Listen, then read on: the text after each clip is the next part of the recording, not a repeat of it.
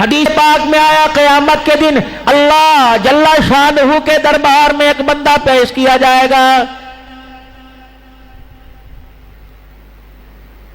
نفلوں سے، فرضوں سے، مستحب سے، ذکر سے، اذکار سے، عبادات سے، خیرات سے بھرا ہوا رجسٹر اللہ کے سامنے لے کے آئے گا۔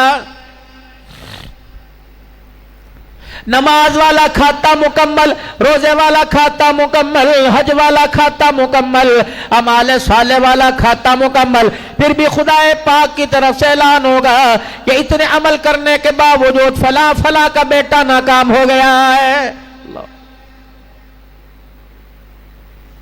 الہی یہ میری نمازیں ہیں، فرمایا میرا بندہ ادھر بھی تیرے نمازی بیٹھے تھے، ادھر بھی تیرے نمازی بیٹھے تھے، گھر میں جو تنہائی میں نماز پڑھتا تھا اس کا انداز کچھ اور ہے، جو مجمع میں نماز پڑھتا تھا اس کا انداز اور ہے۔ بتا بندے اللہ اکبر، مسجد کے اندر تُو نے پنکھے لگوائے، ممبر بنایا، محراب لگوائی، اللہ اکبر، مسجد کے مولوی صاحب تیرا نام لے لے کے جمعے میں دعا کیا کرتے تھے، تیری بھی یہ چاہت تھی، اللہ اکبر، جب جمعے کی نماز میں تیرا نام آتا تھا نمازیوں سے کے سامنے تیرا تعارف کیا جاتا تھا، لوگ کہتے تھے مسجد بڑی پیاری ہے، مسجد کے امام صاحب کہتے تھے سارے کا سارا حاجی صاحب کا ہے۔ اللہ اکبر، آج کے دور کے اندر چندہ کون دیتا ہے؟ یہ تو حاجی صاحب کا احسان ہے جنہوں نے ہمیں نواز دیا، مسجد بنا دی۔ اللہ اکبر، لوگ کہتے تھے جزاک اللہ جزاک اللہ۔ اے بندہ تو کبھی اپنے کپڑوں کی طرف دیکھتا تھا، تو کبھی اپنے دل کی طرف جھانک کے دیکھتا تھا؟ جو تیری چاہتی دنیا کے اندر تجھے دے دیا، مجھے بتا میری رضا کے لیے تو نے کیا دیا؟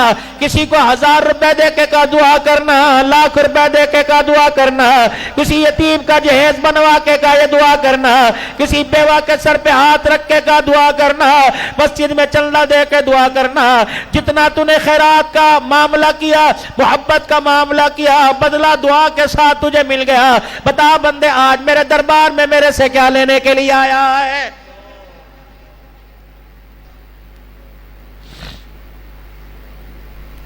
حضرت عروہ رضی اللہ تعالیٰ عنہ بھانجا سیدہ عائشہ رضی اللہ تعالیٰ عنہ کا، اما عائشہ رضی اللہ تعالیٰ عنہ کے دروازے پر کوئی فقیر آتا، اما اپنا کھٹڑا پٹڑا اٹھا کر دروازے پر آ جاتی۔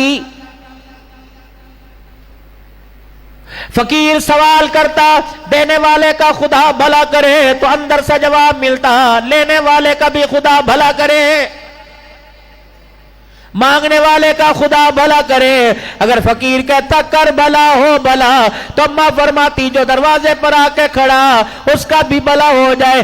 جو فقیر دعا دیتا اماں جان دعا کے بدلے دعا دے دیتی، جب فقیر دعا دے کے تھک جاتا پھر اماں اپنے ہاتھ سے خیرات اس کی جھولی میں ڈال دیتی۔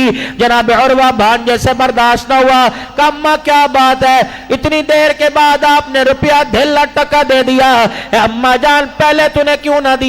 اللہ اکبر، وہ دعائیں دے دے کے تھک گیا پھر تو نے دیا۔ اماں عائشہ رضی اللہ تعالیٰ عنہ مسکرانے لگ گئی اور کہنے لگی اے میرے بھانجے، میں نے وہ کیا جو رسول اللہ صلی اللہ علیہ وسلم سے سنا تھا۔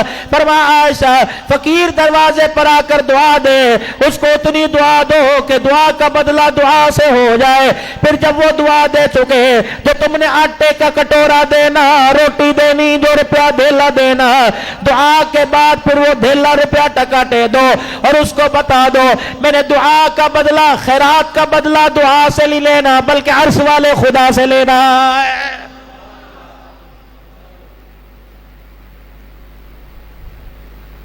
دین و نصیحت، دین تو نصیحت ہے، کوئی سے سمجھے؟ جو نبی خیرات دینے کا طریقہ بتلا گیا ہو جنت میں جانے کا رستہ نہیں بدلا سکتا۔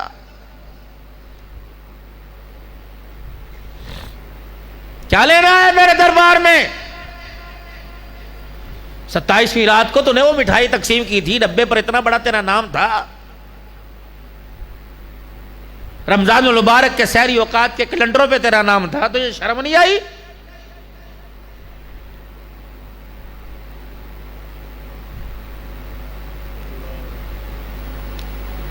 400 روپے کی 1000 روپے کی گھڑی پہ اپنے نام، پنکھوں پہ کپڑوں پہ اپنے نام، مسجد کے اندر جو ٹھنڈے پانی کے کولر اس پہ نام، مسجد کے لیٹرینوں پہ لوٹوں کے اوپر تھے۔ میرے پاس کیا لینے آیا؟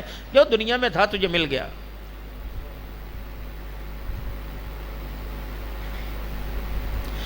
اما عائشہ رضی اللہ تعالی عنہ نے اپنے بھانجے کو بلایا کہ پوٹلی ایک گٹھڑی پاس پڑی تھی، کہا جا سائل کو مدینے کی گلی کے اندر فلانا غریب رہتا ہے، جا اسے دے آ۔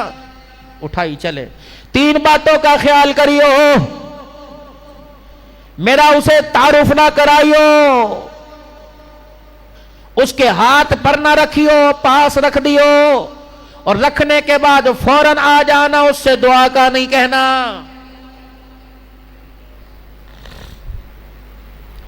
یا تو کسی بیمار کے تکیے کے نیچے 1000 روپے رکھو، چاچا نو پچھان دے اے کون ہے؟ فلانے دا پتر ہے، انگلینڈ رہندا ہے، چاچا جی۔